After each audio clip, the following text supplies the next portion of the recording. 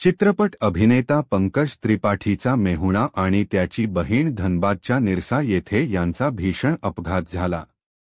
यात त्यांचा मेहुणा राकेश तिवारी यांचा मृत्यू झाला। या अपघातात त्यांची बहीण सविता तिवारी गंभीर जखमी झाली असून तिला रुग्णालयात दाखल करण्यात आले आहे।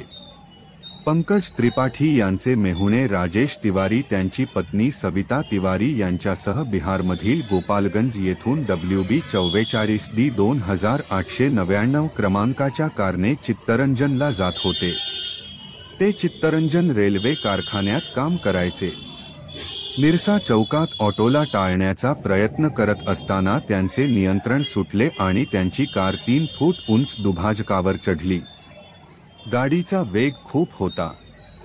या अपघातात कार चालवत असलेले राकेश तिवारी आणि त्यांची पत्नी गंभीर जखमी झाले असून या अपघातात राजेशच्या डोक्याला गंभीर दुखापत झाली आहे।